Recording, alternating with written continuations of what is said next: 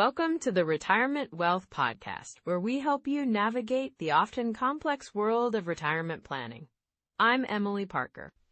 And I'm David Carter. Today, we're diving into a really important topic: how to generate income from bonds in retirement. It's a question that many folks have, especially as they look for ways to ensure a steady income stream during those golden years.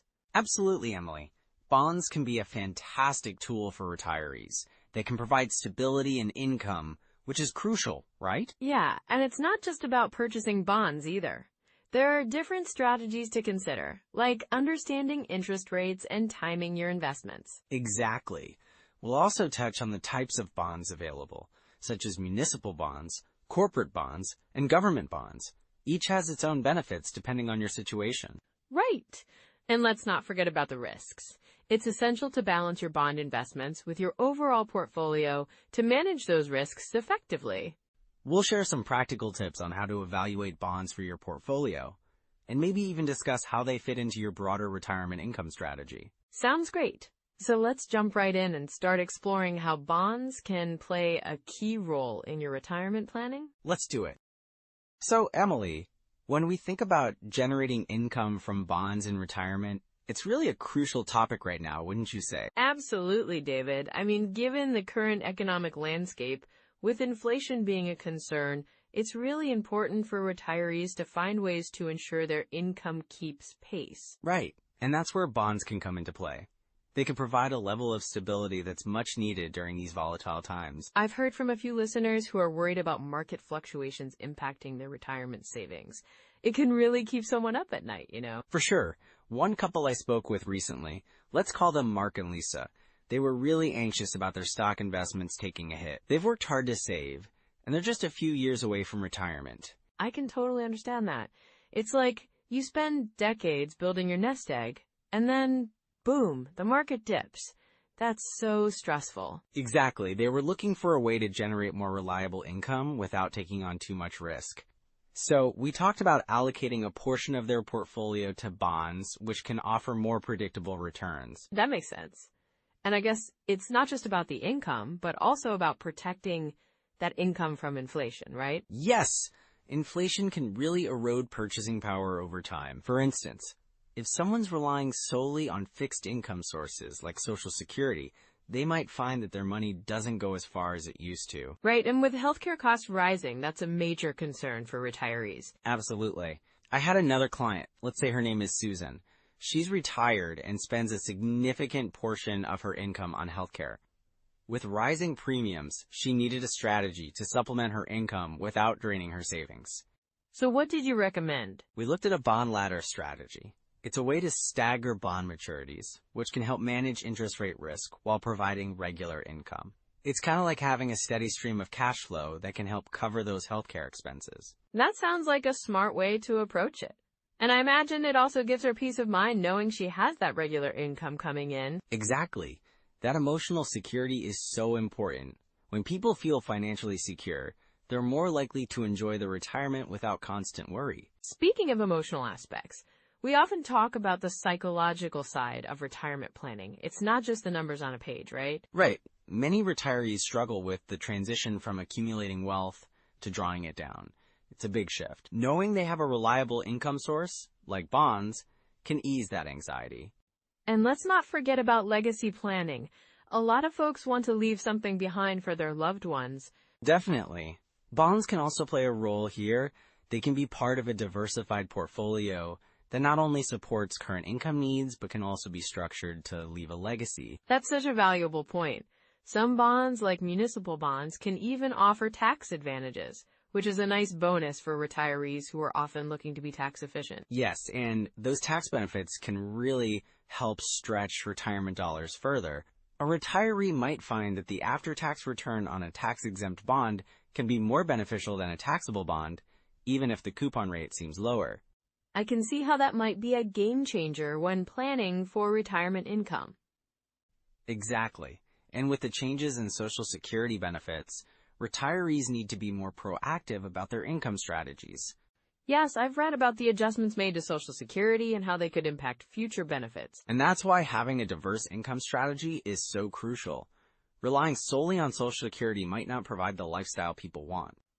So should retirees be looking to shift their strategy now while they still have time to adjust? Absolutely. The earlier they can start incorporating bonds into their income strategy, the better prepared they'll be for whatever comes their way. And with the current economic trends, it seems like the right time to evaluate those options, don't you think? Definitely. It's all about being proactive rather than reactive. The landscape is always changing, and having a well-thought-out plan can help navigate those changes. So as we transition into the core strategies for generating income from bonds, what are some key takeaways for our listeners? Well, I think the biggest takeaway is to understand that bonds can provide a reliable income stream, especially in times of uncertainty. They can help protect against inflation, offer tax advantages, and serve as a cornerstone for a well-rounded retirement income strategy. That sounds like a solid plan. Let's dive into those core strategies next. So, Emily, when we talk about generating income from bonds in retirement, it's important to start with a solid understanding of how bonds actually work, right? Absolutely. Bonds can be a great source of steady income, but, they're not all created equal. Exactly.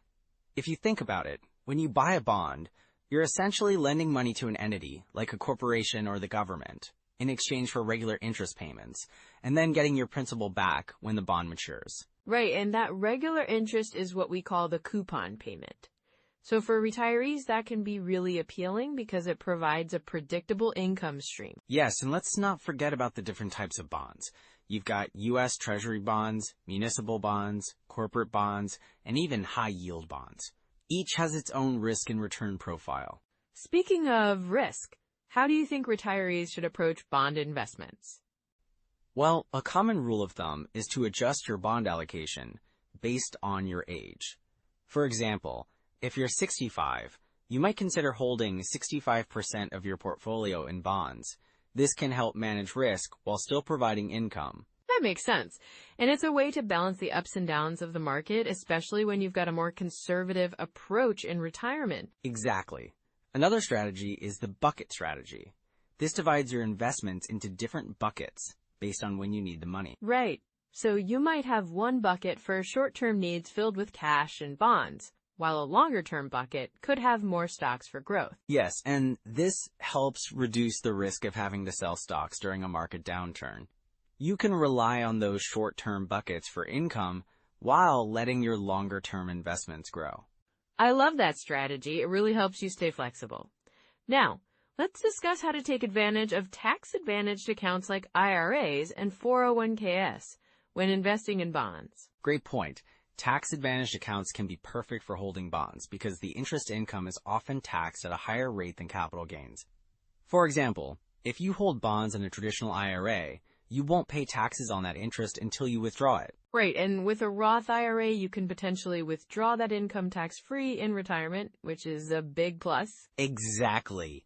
And don't forget about required minimum distributions, or RMDs, starting at age 72. You'll need to plan for how those distributions will impact your income and tax situation. That's a great reminder. So if you've got a mix of bonds and stocks, you'll want to think about how to manage those RMDs effectively. Yes, and a common withdrawal strategy is the 4% rule. This suggests that you can withdraw 4% of your initial retirement savings each year, adjusted for inflation without running out of money. But you have to be careful with that in a low interest rate environment like we're in now, right? Absolutely. If bond yields are low, you might not be able to rely solely on that 4% rule. You might need to adjust your withdrawal rate or consider different strategies. Like looking at asset allocation, right? A 70-30 portfolio of stocks and bonds could work for some, but others might need to be more conservative or aggressive based on their needs. Exactly. Diversification is key. It helps mitigate risk. You can have a mix of bonds, stocks, and even some real estate to generate income. Speaking of real estate, I know some retirees consider rental properties. That could be another avenue for generating income. Yes, real estate can provide rental income and potential appreciation. But of course, it comes with its own set of challenges, like maintenance and property management. Right, and that's where annuities might come into play too, right? For those looking for guaranteed income. Exactly. Annuities can provide a steady stream of income, but you have to carefully consider the fees and terms. It's not a one-size-fits-all solution. And that ties back to understanding your overall financial picture. You want to ensure that whatever strategy you choose fits your lifestyle and income needs. Yes, and it's always a good idea to consult with a financial advisor to really tailor a plan. They can help navigate the complexities of income generation in retirement. Absolutely. So let's not forget, there are also tax-saving techniques to consider, especially with bonds. Right. For instance, municipal bonds are often exempt from federal taxes, and sometimes state taxes too, which can be a great benefit for retirees in higher tax brackets. That's a solid point. And combining tax-efficient investments with a good withdrawal strategy can really enhance your retirement income. Yes, and it's important to regularly review your asset allocation and income strategy as market conditions change. That's essential. You don't want to be too rigid. Flexibility is key in retirement planning. Exactly.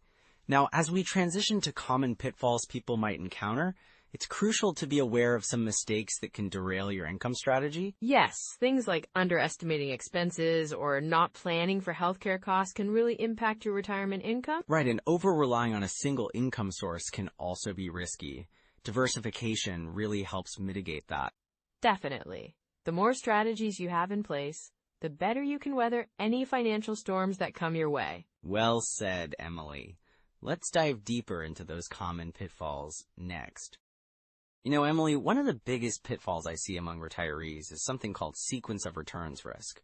It's pretty common, but it can really catch people off guard. Oh, absolutely. I think a lot of folks just assume that their investments will always perform consistently, right? Exactly. So let's say someone retires and starts withdrawing from their portfolio. If they happen to experience a market downturn right after they retire, the impact can be significant. They're selling off investments at a loss just to cover living expenses. That sounds stressful. I can see how that would really impact someone's long-term financial health. Right? And I've worked with clients who unfortunately didn't account for this. For instance, there was a couple I knew who retired in 2008, just when the market crashed. They had to withdraw from their investments, which meant they depleted their savings much faster than they anticipated. That must have been so difficult for them. What did they end up doing? Well, they ended up having to adjust their lifestyle significantly, cutting back on travel, dining out, you name it. They had to rethink their whole retirement plan.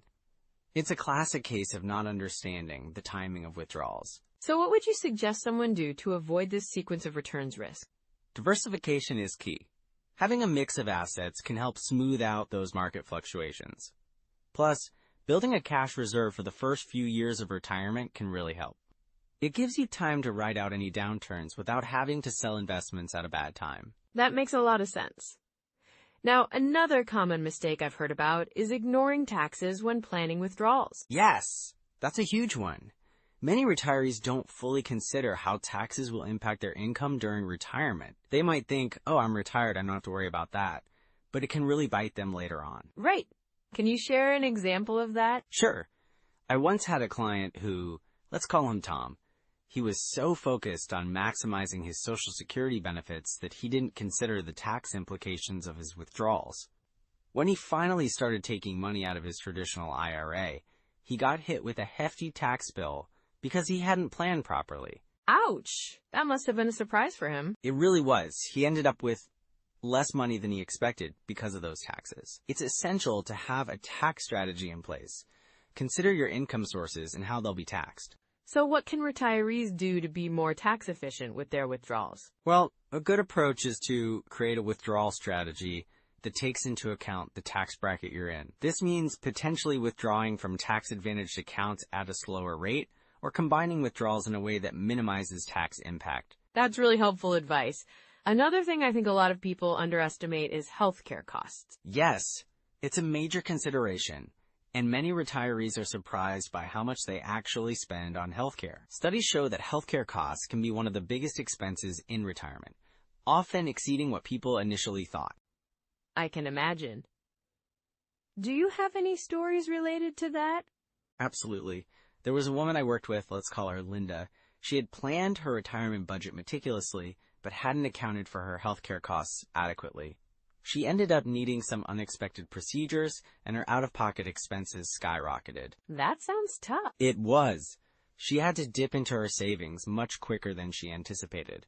I always tell clients to plan for healthcare, not just for the first few years of retirement, but throughout their entire retirement journey, because you never really know when those costs will rise. So how can retirees prepare for potential healthcare expenses? One effective strategy is to look into long-term care insurance or health savings accounts, HSAs. They can provide a financial cushion for those unexpected medical expenses. It's also essential to stay informed about Medicare and what it covers. That's great advice. Now, let's talk about asset allocation. I think that's another common pitfall, isn't it? Definitely.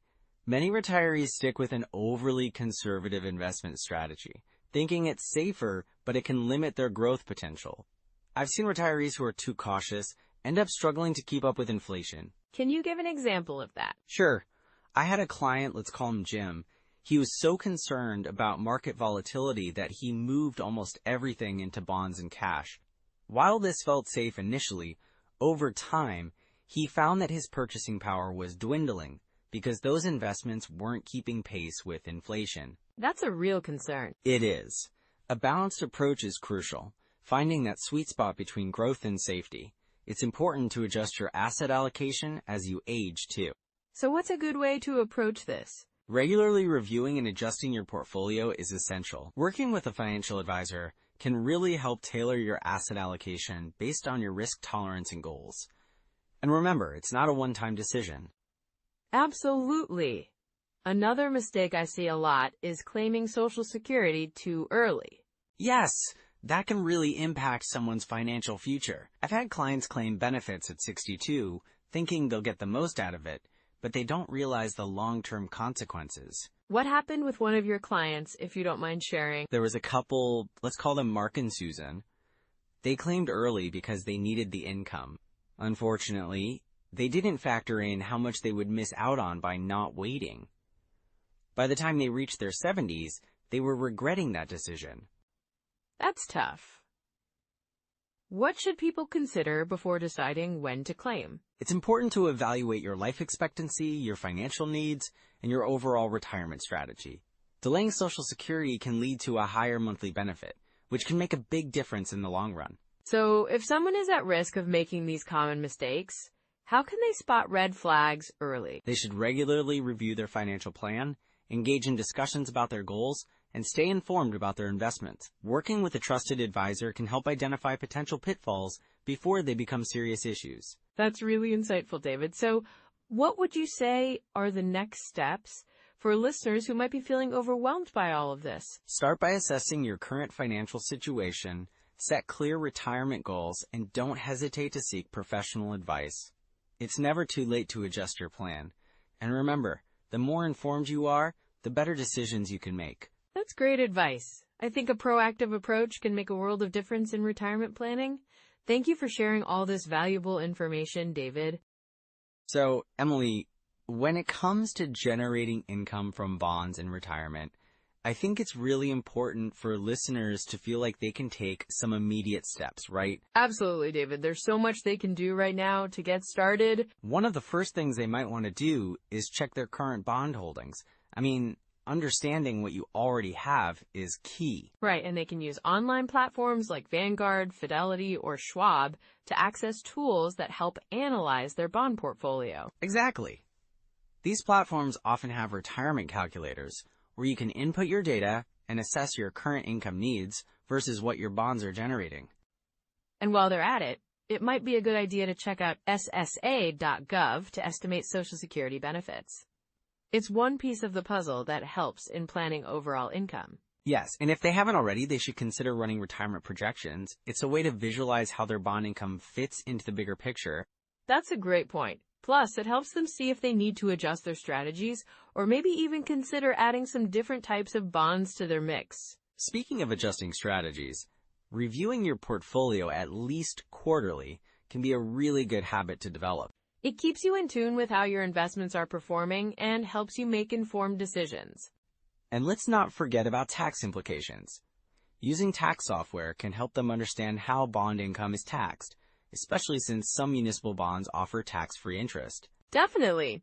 And for those who want to dive deeper, there are some fantastic books out there too. The Boglehead's Guide to Investing is a classic that covers bonds and much more. Oh, and The Intelligent Investor by Benjamin Graham is another great read.